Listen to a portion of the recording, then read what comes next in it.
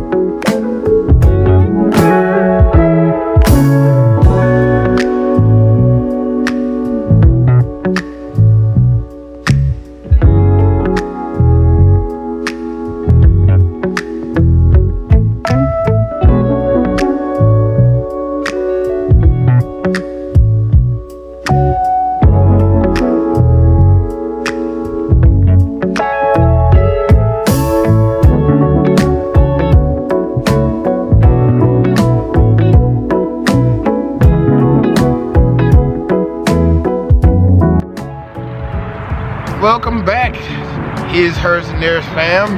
What's up, guys? For those of you who may be new here, my name is Anthony. I'm Jamie. And today's video will be part 2 of our love story, much anticipated.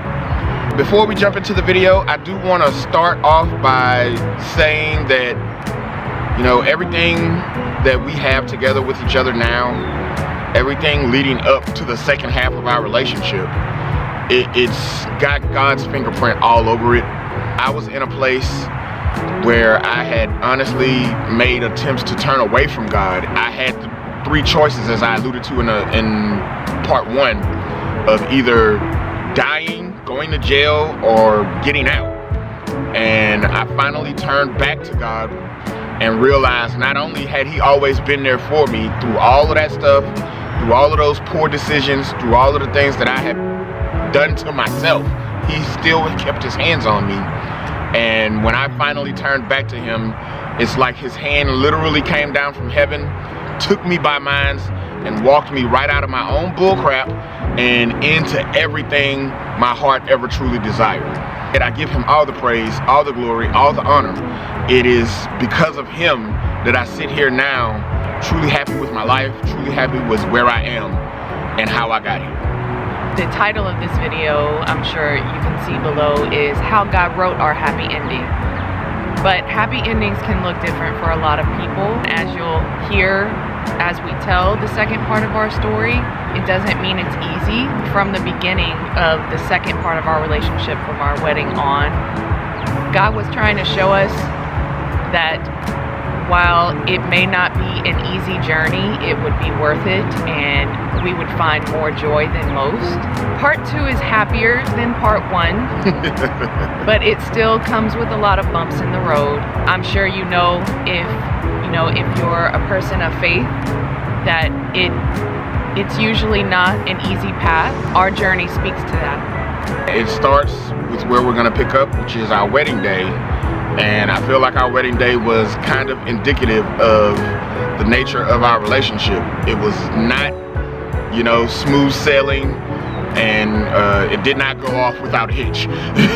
Looking back on how our marriage started, it was an indication of the fact that our marriage would not be an easy journey. The times that we have joy, we have more joy than most. So, wedding day, I had to go pick up my grandmother. She lives in New Orleans. God is, his hands are on you, and he leads you to do the things that you need to do. I was aware of the fact that I didn't have a jack in my car. I'm pretty sure I had lent it to someone and never gotten it back. But my dad came with me to go pick up my grandmother. And I asked him if he had a jack. And he did, and we put it in the car. So fast forward about an hour and a half later, and we're coming back from New Orleans. We have my grandmother in the car, I got my dad in the car, and it's pouring down rain. I'm talking about that kind of rain that causes people to pull over because you can't see 5 feet in front of you. We got a flat tire. And I'm sitting on the side of I-10 in the pouring down rain, and my dad looks at me in all seriousness and says, "I know you don't think I'm getting out of the car." So there I am on I-10 in the pouring down rain, changing the tire on my wedding day. So that's what was happening with him. My end wasn't going any more smoothly, honestly. I was getting ready at our apartment. My mom had set up the hair, nails, and makeup to get done.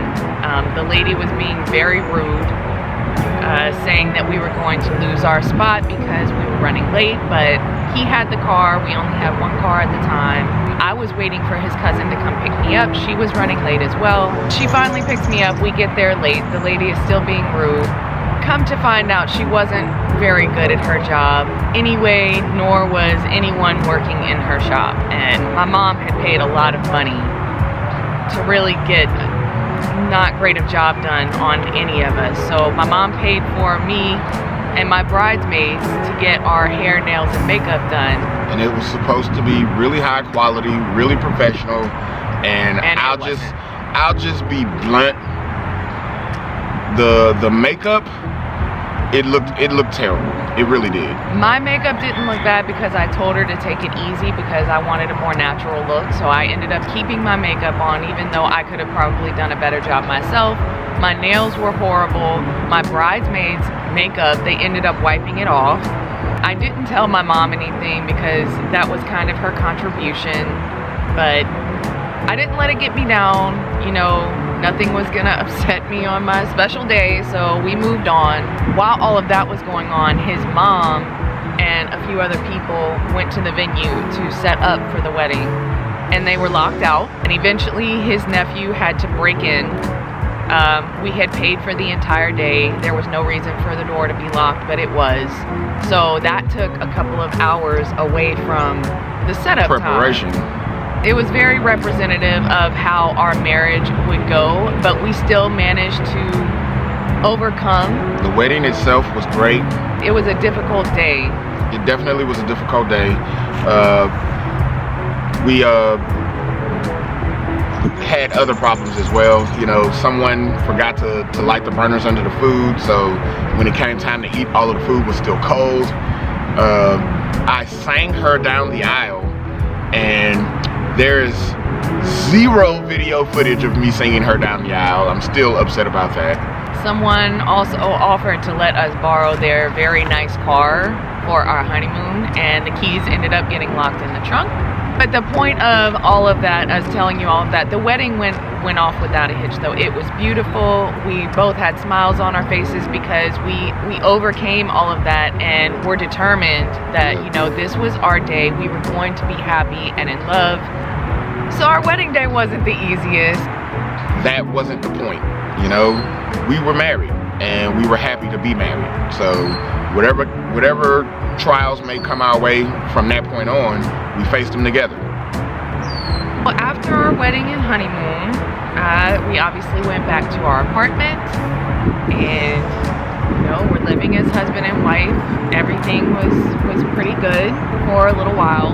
We did notice after we got married that even after 10 years, there was a new level of intimacy that we shared with each other. There was a new level of friendship that we discovered, and in that process some things came to the surface, you know, and I feel like it's worth mentioning because of the profound effect that it had.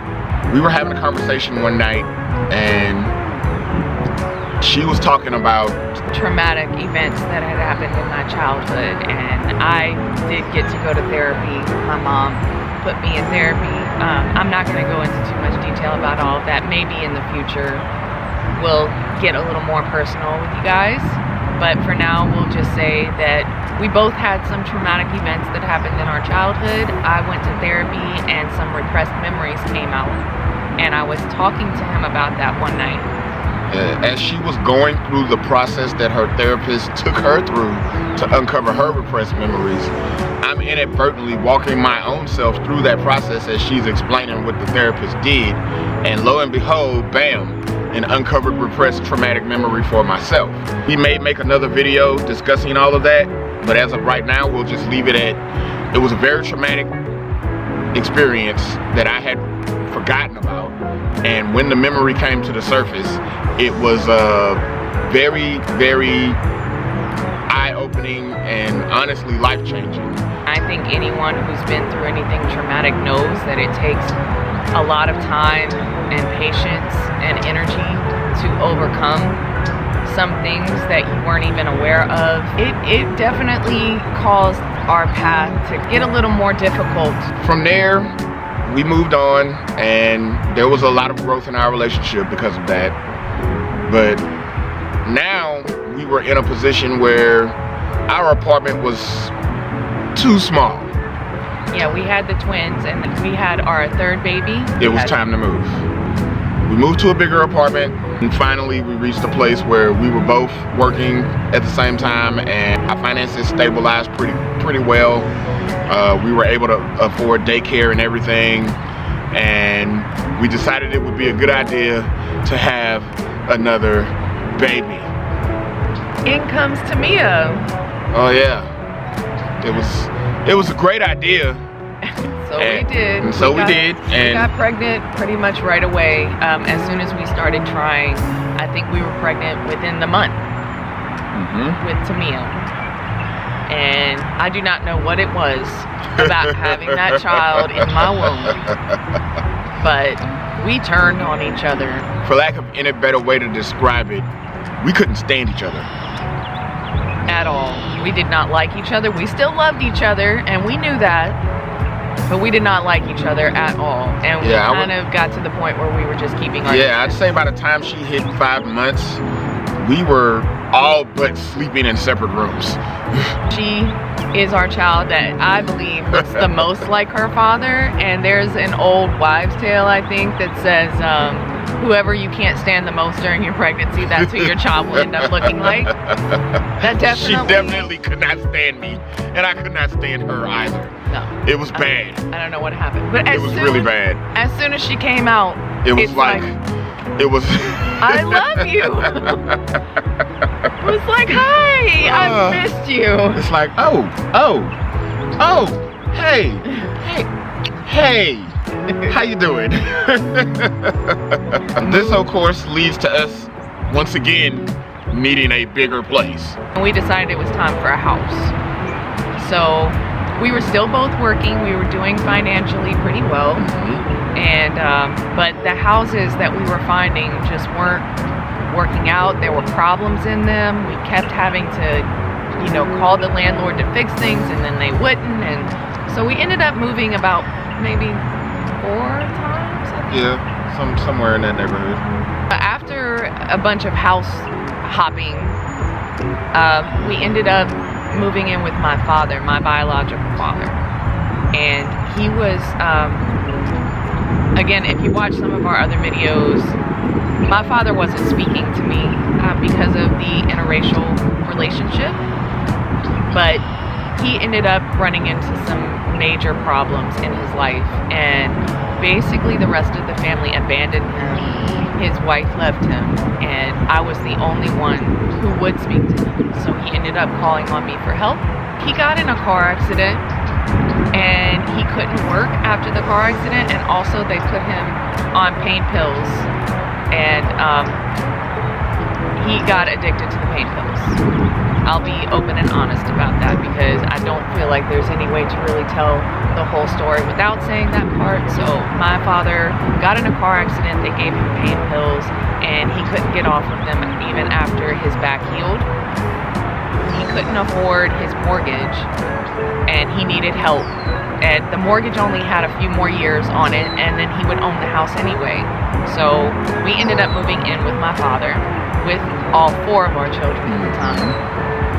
Definitely an experience, and I wanna let everyone know that it was around that time that dialogue between him and I was finally opened. Him and I actually ended up bonding, and we became friends. We moved in with him with our 4 children, and my wife and I 2012. My wife and I paid the last 2.5 years of his mortgage. But then he asked us to move out.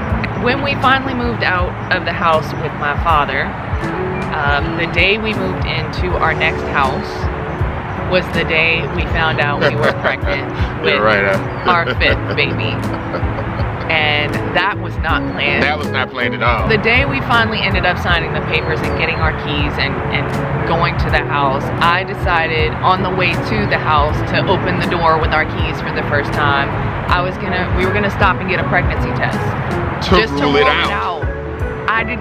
We did not expect it to come out positive at all.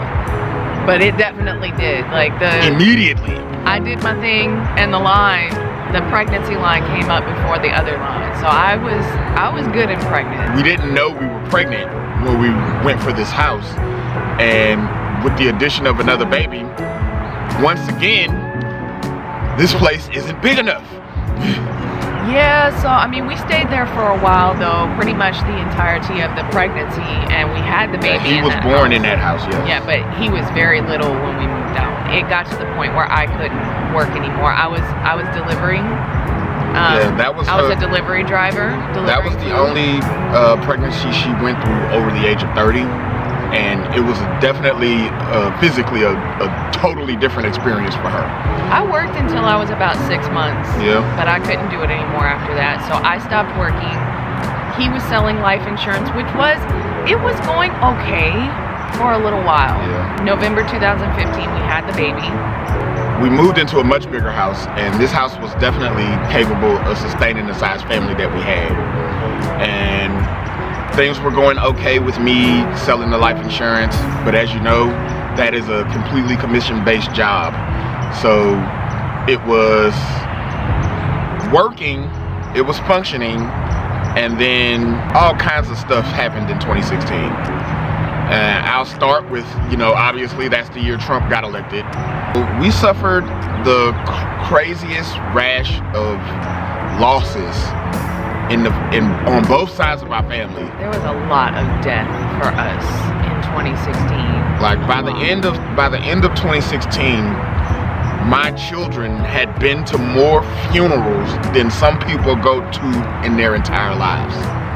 And this is where I want to mention the end of 2015, just because it was kind of a precursor. At the end of 2015, I was big and pregnant. It was in November. I was big and pregnant with Alex. Me and his nephew's baby's mother, she was pregnant as well. We were due on the same day, actually. Yes, they had the same due date. But she ended up going into labor early, and she had the baby. The baby was beautiful, she was healthy, and everybody was so excited, and I was due in a week. And yeah, everything seemed to be great with all of that. But 3 days after the baby was born, she died of SIDS. And that was basically the first death amongst all of the death that we experienced in 2016. But when the baby died, I was 2 days away from having our baby, and it was just a really difficult, very difficult time. We had plans on them growing up together and them playing together all of the time and just being very close. So that was a really hard time. And when we had the baby, the entire family was in mourning when we had Alex. So everyone was as happy as possible, but you know, some people couldn't really even hardly look at our baby because they were thinking about our nephew's baby. And it's marked every year for Alex's birthday, you know, that she would have been celebrating a birthday around the same time. That was just the beginning. We lost 11 people from the end of 2015 through the end of 2016. We went to 11 funerals. It was very emotionally difficult. The people that we lost in 2016 were all people that we were very close to. So he lost 2 uncles. 2 uncles. And his grandmother. And my grandmother. And an auntie. And a really close friend. 2 close friends. Yeah, 2 close friends. 2 close friends were not even 35 years old yet. I lost my father. And my best friend lost her mother around the same time, and then my other best friend lost her grandfather who was living with him. And you know, I had close relationships with all of those people as well. So yeah, 2016 was just really, really rough. Yeah, it was bad. When my dad died, that was extremely difficult.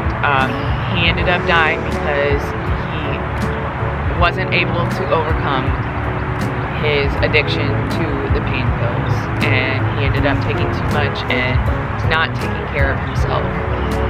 And I kept calling him, but he wouldn't pick up for a couple of days. And I knew in my heart that he was gone, but Anthony went to the house and found him, and that was really it was very difficult. It was very difficult. And shortly after that, he died in June.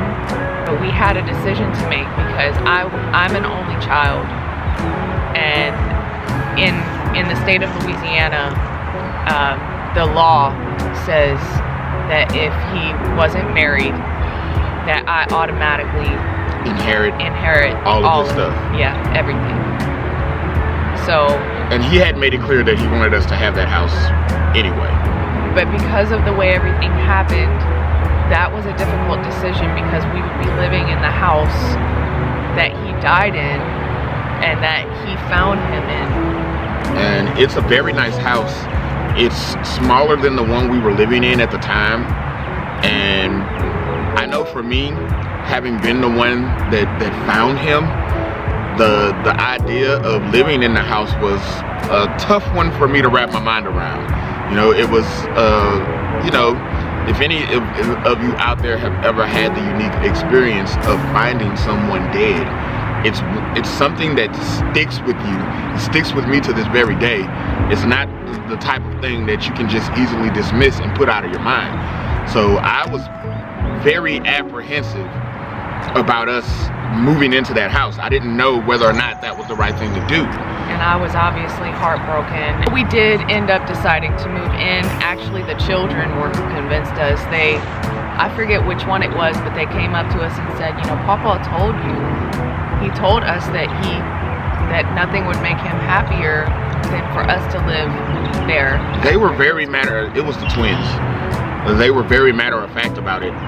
Their viewpoint was simple. It's like, but Grandpa wanted us to have this house. Why are we even having this conversation?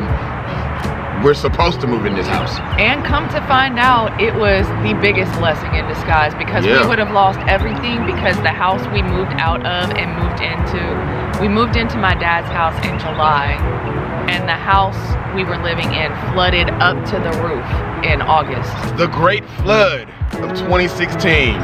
A lot of people lost everything they had. Including a lot of we were this close to flooding in our house. My parents flooded his brother, auntie, and sister flooded, which brings us to the next part of 2016. So his sister was pregnant. She was, what, almost 9 months pregnant now? Yeah, when the flood happened. Like, they had to wade through water to get out of their house. She was very big and pregnant. And they ended up saying that they were going to stay with his parents, but the only room that they had was a pull-out couch, and she was going to be sleeping on a pull-out couch, pregnant and with a newborn. It was her husband, and would be her 3 children after she had the baby. So she already had 2 children. There just was not enough room. My mom already had her sister, 2 of my sisters, and who else was at my mom's house? Somebody else was at my mom's house. Yeah, there were a lot of people already living with his mom because of the flood. So she decided that the best course of action would be to come stay with us. We had no idea when that decision was made that it would take a year. Over a year. A year and a half or something. For her to be able to move back into her house. Yeah. And it was difficult. I mean, it wasn't really anyone's fault that it was difficult. Some people just lead very different lives, and when you have 2 different families trying to live 2 different ways, it can be difficult. We definitely experienced some technical difficulties. Yeah. Around April of 2017 is when we decided to launch YouTube for the first time, and if we had been a little wiser, we would have recognized the difficulty that my sister living with us would pose to that. And I think, as you're aware of, we only made it through about 5 videos before it became untenable to continue even trying to make videos. Yeah, it just wasn't working. It was too much stress, so we had to quit YouTube. We planned to start back sooner than we did, but it just didn't work out that way.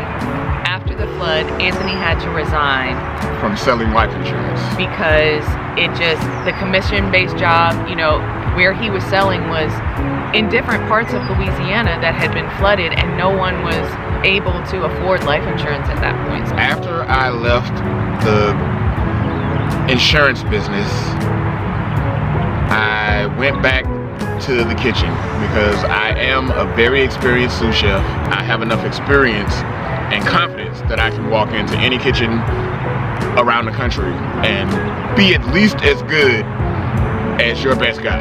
So we decided that that would be the best course of action and the easiest course of action. But that turned out to be difficult as well after the flood. The flood kind of really messed things up around the city. It was not as easy as it should have been to find a job. And then when I did find a job, I kind of hated it. Yeah, they weren't. One of the jobs even told him, "We can't pay you what you're worth," and he told them, "I don't care. I need the job anyway." The job. They basically had me doing their job for the lowest level of pay. That happened several times.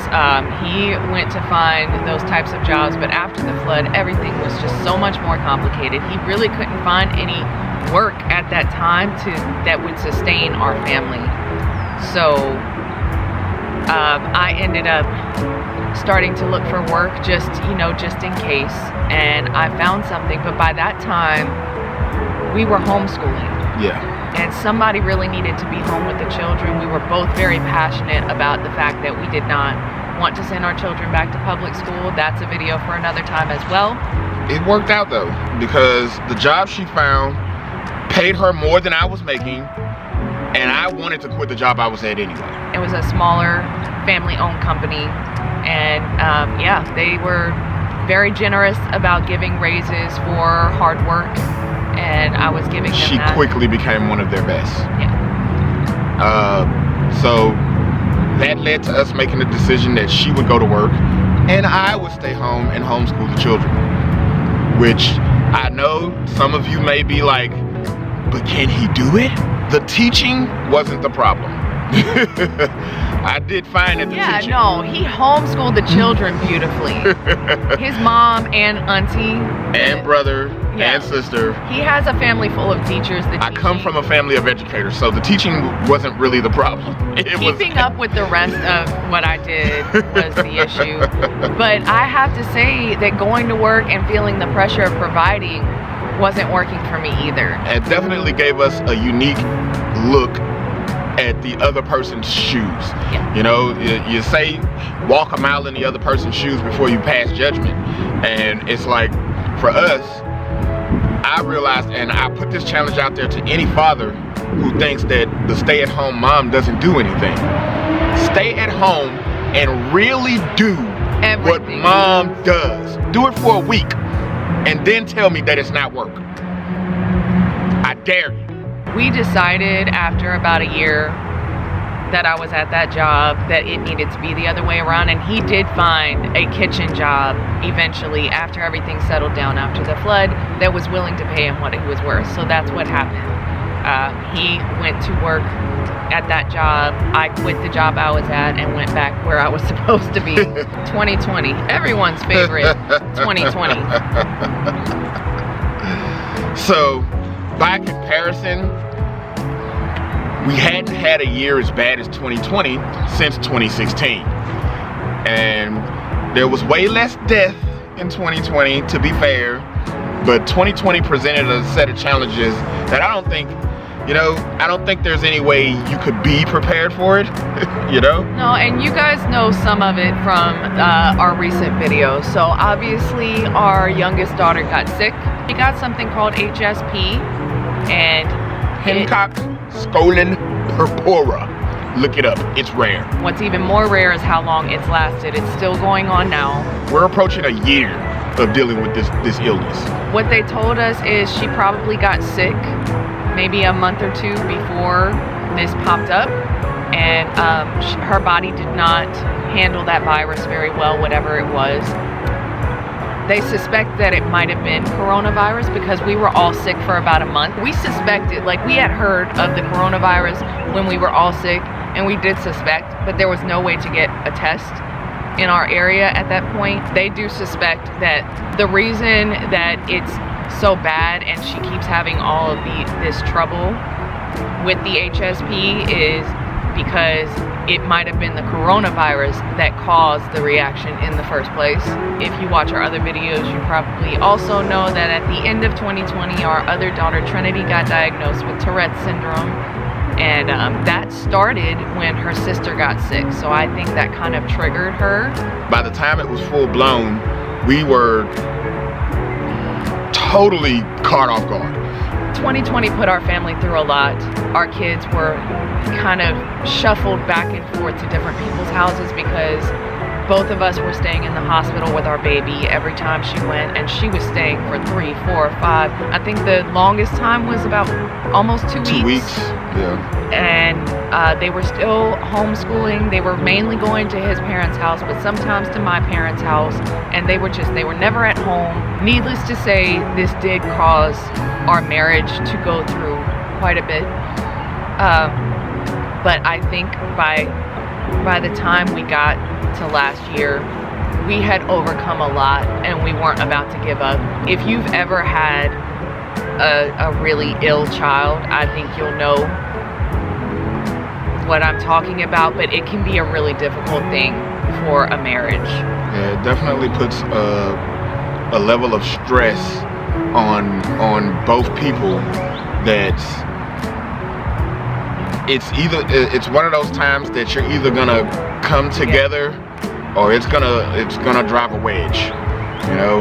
And it tried really hard to drive a wedge, but our relationship is rooted in our faith, and it's that faith that carried us through all of those difficult times and allowed us to go through everything that we went through and remain strong with each other. God led us through. He led us to this point, and we are, now that things are finally settling down with all of that, we are stronger than we've ever been. If there was a message that we wanted this video to have for everyone, it's that, you know, true happiness doesn't look like roses and sunshine all the time. True happiness is the ability to be grateful no matter what is going on. So to all of Even in the those hard times. So to all of those people out there who look at us and see how happy we are with each other and say, oh, they're so lucky. No, we're not lucky. We're blessed. And we worked very, very hard for what we have. Yeah, being in love is not easy. If you want to be in love so badly, I think you really need to look at the reality of what truly being in love means, because you're going to go through hard times. It is inevitable. And those people that you see that stay together for 50, 60, 75 years until death, they have gone through some stuff. I promise you. You can see them walking down the street holding hands with smiles on their faces and think what you want to think. But I promise you, they have gone through some trials and tribulations and temptations by the devil and almost been broken up, almost been torn apart.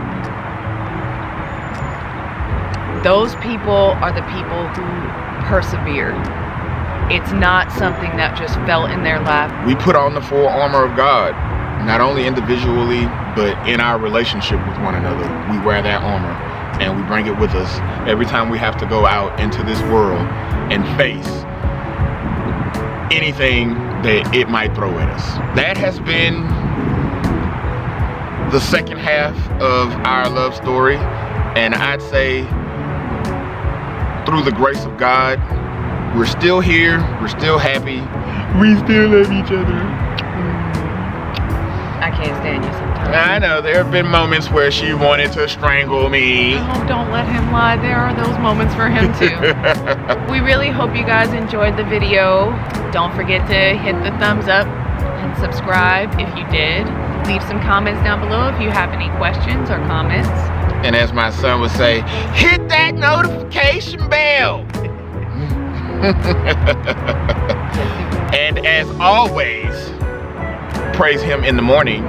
Praise him in the evening. Read your Bible often. And a life is a very precious gift from God. So get out there and live it. And if you're blessed enough, get out there and live it with the one you love.